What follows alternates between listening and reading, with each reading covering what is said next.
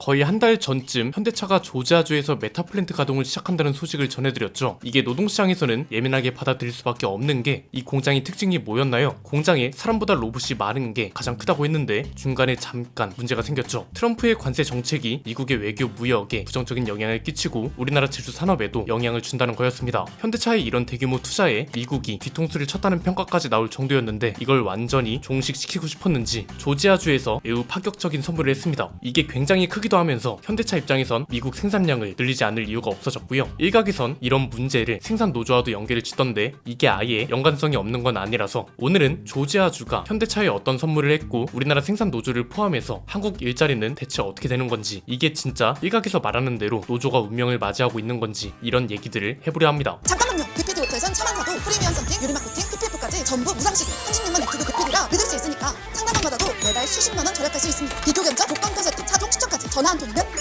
자동차 살 땐 BPD 호텔 꼭 기억해주세요.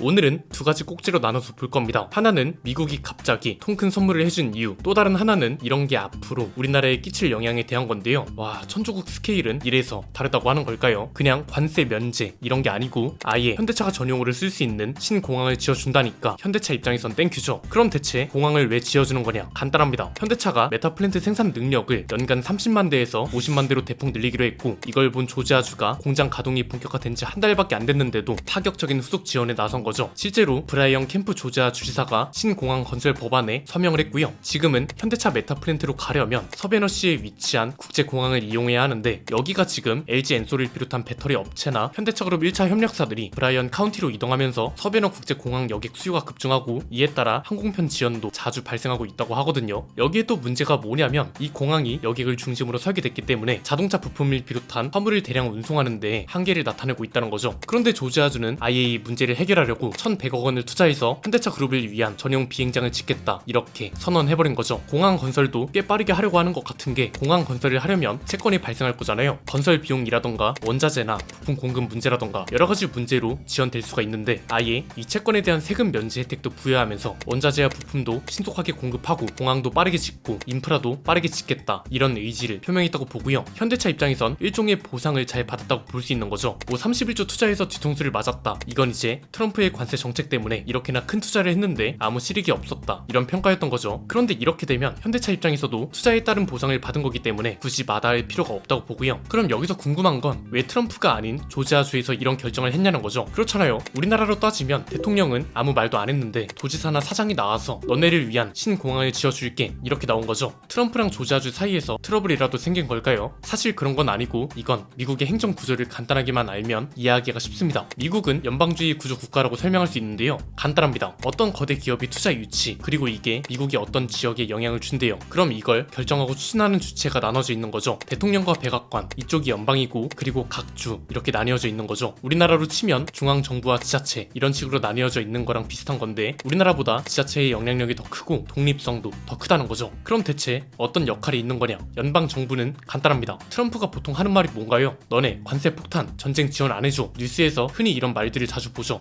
즉 연방정부가 좌우하는 영역은 무역, 관세, 통화, 금융 이런 것들입니다. 전문 용어로 거시적인 룰을 담당한다는 거죠. 주 정부는 그럼 뭘 하냐? 입지 보조금이나 법인 세율, 건축 인허가, 시설 지원 이런 거에서 영향을 줍니다. 그래서 이게 뭐 트럼프랑 조지아주 사이가 안 좋아져서 그런 게 아니고 권한 자체가 분할되어 있어서 살짝 다른 분위기가 연출되고 있다는 거죠. 흔히 미국은 정책 레버가 수직으로 나뉘어져 있다고 이야기하는데, 이건 무슨 말이냐? 말 그대로 정책적 권한이나 영향력이 수직으로 나뉘어져 있다는 겁니다. 이게 확실하게 보장되는 이유는 미국 연방 헌법에 연방에만 허용되는 목록을 명시해뒀기 때문이고요. 대부분이 관세, 통화, 제외 조약 이런 것들이고, 나머지 대부분은 주의 권한을 줍니다. 제10차 수정헌법 내용 중 하나인데 이런 것까진 깊게 들어갈 필요는 없고요. 쉽게 말하면 미국 연방 정부와 조지아주가 일종의 팀플레이를 하고 있다고 보시면 됩니다. 현대차의 대규모 투자를 성공적으로 이끌고 앞으로 더 큰 투자 유치를 위한 작업인 거죠. 앞으로의 투자는 이제 현대차 그룹의 투자가 될 수도 있고 다른 기업이 투자 유치일 수도 있는 거겠죠. 연방 정부는 국가 단위의 규칙을 정해두고 각 주는 미국은 이 틀 안에서 유치 경쟁을 벌이는 겁니다. 조지아주 입장에서도 소홀히 할 이유가 없는 게 대규모 일자리와 전세계 3위 거대 기업이 투자로 지역 경제도 살아난다고 하면 마다할 이유가 없잖아요. 현대차의 파격적인 투자 제한과 실행, 그리고 이걸 제대로 물어버린 미국이 행동한 결과다, 이렇게 정리할 수 있을 것 같고요. 자, 이 대목에서 걱정할 수 있는 게 뭐다? 우리나라 일자리겠죠. 관련 영상에서 생산 노조의 주장에 근거가 뒷받침될 때가 됐고, 이 근거는 데이터화 되어야 하고, 그렇게 해서 회사의 국내 투자를 설득해야 한다고 강조한 적이 있는데요. 이 필요성을 지금 현대차의 생각보다 빠른 현지 공장 기지화의 로봇 공장화, 그리고 미국 정부의 신공항 건설 같은 발빠른 지원이 증명하고 있다고 봅니다. 이미 벌어지고 있는 일이기 때문에 여기서 굳이 노조를 비난하거나 이 문제를 노조한테만 묻는 것도 저는 무리가 있다고 보거든요. 지금 이야기해야 할 건 그 다음에 벌어질 일들에 대한 건데, 우리한테 직접적으로 영향을 줄 수 있는 건 일자리 감소입니다. 더 정확하게 말하면 일자리 이동에 따른 감소인 거죠. 무슨 말이냐면 슈페터의 창조적 파괴 이론 인용해 드렸잖아요. 해외 투자는 기업 혁신의 창조이지만 이에 따른 공장과 인력 축소는 파괴다. 아주 간략하게 요약하면 이런 건데, 이건 이미 여러가지 경제 이론이나 사회 현상, 그리고 역사가 증명하는 일이죠. 포드의 컨베이어 벨트 도입, 그리고 그 뒤에 일어난 산업혁명 등이 그렇습니다. 현대차에 대입하면 이런 거죠. 현대차 그룹이 생산하는 게 100이라 치면 이걸 한국, 미국, 유럽, 동남아가 골고루 나눠 가지고 있었어요. 그리고 이걸 미국이 많이 가져가 버려요. 그럼 나머지 지역에서 그만큼을 줄일 수밖에 없는 거고, 그만큼 공장 가동률하고 일자리도 줄어들겠죠. 물론 이렇게 만들 수도 있습니다. 야, 그만큼 미국에서 판매량을 늘리면 되는 거 아니야? 그럼 판매량이 늘어난 만큼 필요한 생산량도 늘어날 텐데 뭐가 걱정이냐? 이런 거죠. 그럼 이렇게 질문을 해볼까요? 판매량을 누가 늘려주나요? 만약 판매량이 줄어든다면요, 생산 총량은 기적이 일어나거나 수십 년간 꾸준히 판매량이 늘어나지 않는 이상 거의 일정할 수밖에 없습니다. 왜냐하면 공장 파이에 따라 생산량이 한정되어 있는 것처럼 그 시장에서 판매되는 차, 시장의 수요도 한정적이고요. 기업 입장에서도 현지에서 생산해서 판매하는 게 더 효율적이라면 굳이 한국에서 생산해서 미국으로 수출할 이유도 없는 거죠. 물류 비용만 해도 어마어마하니까요. 그리고 메타플랜트의 중요한 특징이 뭐라고 말씀드렸나요? 로봇이 자동화 중심의 공장, 즉 생산에 필요한 인력이 그만큼 필요 없어지는 공장이기 때문에 효율성은 극대화되고 인건비는 줄어드는 고효율 공장이란 거잖아요. 물론 아주 장기적으로 본다면 해외 거점 덕분에 기업 전체가 성장하고 그에 따라 국내 고용의 절대량도 늘어난다고 볼 수 있죠. 그런데 이게 산업혁명 때와는 조금 다르게 봐야 하는 이유가, 지금은 사람이 이동해가는 게 아니죠. 로봇이 현지에 생겨난다는 게 일종의 변수이기 때문에 가볍게 볼 문제가 아니란 겁니다. 한국과 미국 일자리 간 제로섬 게임으로 갈 가능성, 그리고 이건 기업 걱정이 아니라 기업은 잘 되는데 우리나라 일자리는 줄어들고 그에 따라 지역 경제가 휘청이고, 이런 악순환 또한 배제할 수 없는 문제라서 모두가 생각해볼 만한 주제인 건 분명합니다. 마침 대선도 얼마 안 남았습니다. 이 문제는 기업만 노력한다고 될 문제가 아니라 정부와 지자체가 오히려 기업보다 더 발빠르게 움직여야 한다는 것도 있기 때문에 새 정부가 들어선다면 이런 문제를 현실적으로 잘 대처해줬으면 하는 바람이 큽니다. 어차피 답은 나왔습니다. 얼마 전에 김승현 편집장이 시승기에서 이런 말을 했습니다. 미국과 중국의 도로 풍경이 상당히 다르고 우리나라 도로 풍경은 미국과 중국 중에 미국하고 닮아있다는 겁니다. 무슨 말이냐? 중국 주요 도시는 전기차가 훨씬 많습니다. 그리고 전기차를 만들어서 많이 파는 브랜드 중에 대부분이 자율주행 경쟁력을 내세웁니다. 이미 국가적으로 자율주행을 허용하기도 하고요. 그런데 미국은 아직 전기차보단 내연기관차가 훨씬 많고 하이브리드 차도 많습니다. 물론 전기차가 없는 건 아닌데 중국처럼 모든 브랜드가 나서서 전기차를 많이 파는 게 아니고요. 대부분이 내연기관차를 팔고 전기차는 테슬라나 현대기아차, 폭스바겐 정도가 장악하고 있습니다. 우리나라도 딱 이렇잖아요. 그럼 사실상 답은 정해져 있다고 볼 수 있는 거죠. 중국 내 경쟁력을 포기하진 않되 미국을 집중 공략하는 것도 방법이란 겁니다. 이거랑 관련된 자세한 내용은 다음 영상에서 다뤄보겠습니다. 여러분 생각은 어떠신가요? 노동시장을 지켜야 하는 것도 맞기 때문에 노동시장의 대응 방식이라던가 국가 차원의 지원 방향도 대대적으로 바뀌어야 하지 않을까요? 댓글로 자유롭게 의견 나눠주시면 감사드리겠습니다. 오늘 내용은